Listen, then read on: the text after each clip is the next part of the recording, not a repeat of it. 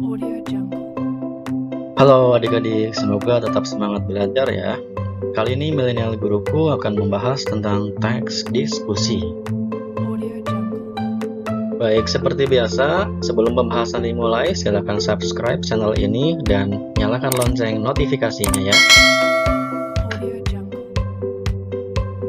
Nah, ini adalah sebuah gambar yang menunjukkan banyak orang sedang duduk di depan sebuah meja. Mereka sedang membahas banyak sekali sesuatu yang dilambangkan dengan banyak simbol di atasnya. Ada simbol surat, ada simbol komputer, bintang, musik, blog, pengumuman, keranjang belanja, power, pencarian, ide, lampu, download, percakapan, dan banyak sekali. Nah, gambar tersebut Audio Jungle. merepresentasikan bahwa diskusi bisa membahas banyak sekali hal tanpa batas, tergantung dari apa dan di mana orang-orang tersebut sedang melakukan diskusi. Tentu saja diskusi banyak tujuannya ya. Nah, kali ini ada beberapa hal yang akan dibahas dalam teks diskusi yang ada dalam video ini. Audio Jungle. Pembahasan pertama yaitu tentang pengertian diskusi, kedua, manfaat diskusi, 3, struktur teks diskusi, 4, ciri bahasa teks diskusi, 5, langkah menulis teks diskusi, dan yang keenam atau yang terakhir, seperti biasa nanti akan ada kuis untuk mengevaluasi pemahaman kita terhadap materi ini. Selanjutnya, pengertian diskusi berdasarkan Kamus Besar Bahasa Indonesia adalah yang pertama, pertemuan ilmiah untuk bertukar pikiran mengenai suatu masalah. Yang kedua, diskusi berarti bertukar pikiran. Dan yang ketiga, berdiskusi berarti membicarakan sesuatu.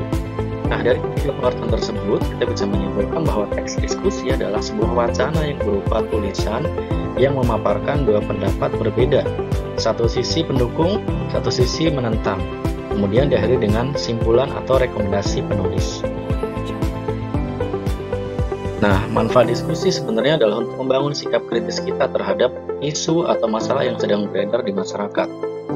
Kalau kita terbiasa untuk diskusi, maka kita akan terbiasa untuk mengungkapkan pendapat, menyatakan ide, mengungkapkan kritik, menyatakan komentar terhadap sebuah masalah.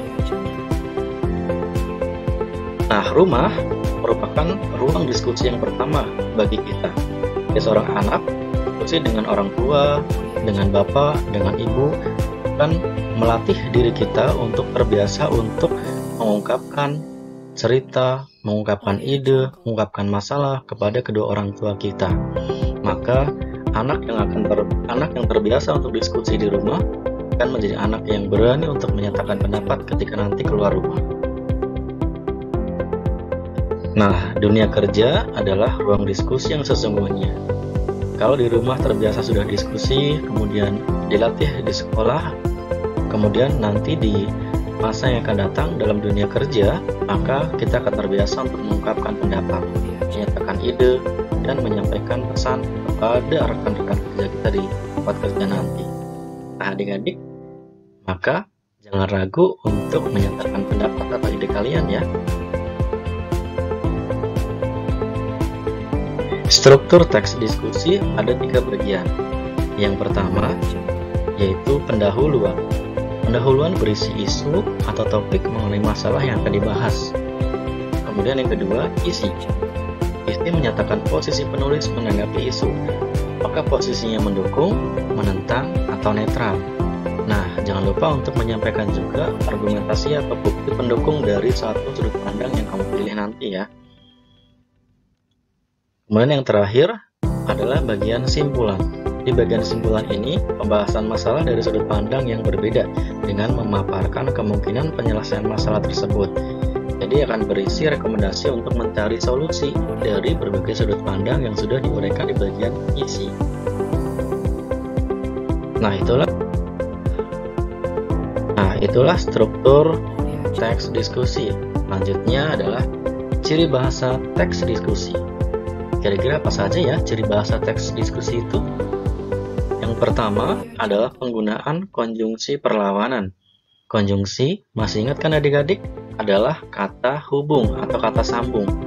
Nah, konjungsi perlawanan contohnya adalah kata tetapi, kan, namun, sebaliknya. Contoh dalam kalimat misalnya, pesawat itu jatuh ke laut, tetapi tidak ada satu orang pun yang melihat. Itu adalah contoh kalimatnya. Kemudian ciri bahasa yang kedua adalah konjungsi perbandingan. Konjungsi tersebut adalah lebih titik-titik daripada. Contoh kalimatnya adalah mereka lebih senang untuk bermain sepak bola daripada bermain kasti misalnya. Nah, ciri bahasa yang ketiga adalah penggunaan kata persuasif. Persuasif, masih ingat ya adik-adik, adalah kata yang digunakan untuk meyakinkan pembaca atau pendengar. Pada umumnya kata-kata ini dinyatakan dengan kata harus, akan, ingin, sangat baik, mungkin, sangat bagus, sangat indah, dan lain-lain. Dan yang terakhir adalah konjungsi penanda urutan waktu.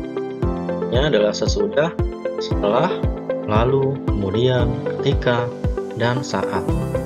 Nah, sebenarnya ada banyak lagi konjungsi yang biasa digunakan dalam teks diskusi. Mari kita lihat di tampilan layar berikutnya. Nah, ini ada banyak sekali konjungsi yang biasanya memang dimanfaatkan dalam teks diskusi, baik itu konjungsi waktu, syarat, pengandaian, tujuan, konsesif, pemiripan, penyebaban, pengakibatan, penjelasan, cara, harapan, pengecualian, dan urutan. Nah, konjungsi ini adalah bagian dari konjungsi yang sering muncul di teks diskusi.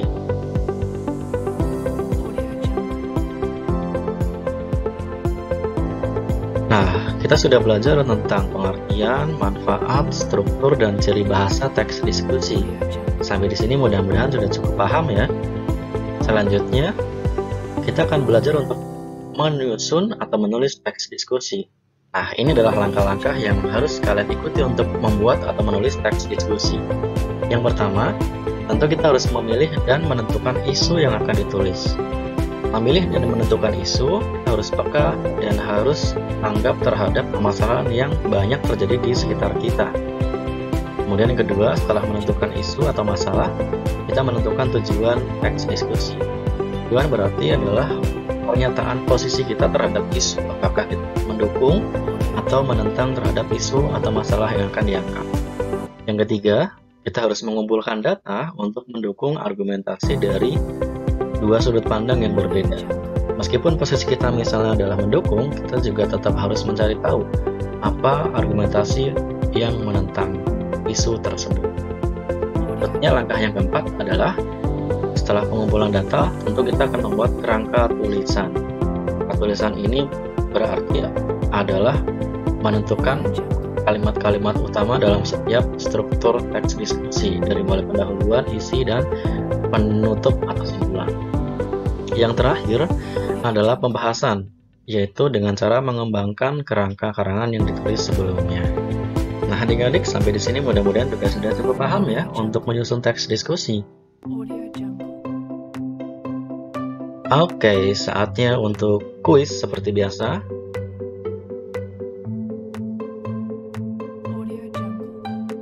Silakan cari tahu manakah isu yang tepat untuk dijadikan penulisan dalam teks diskusi.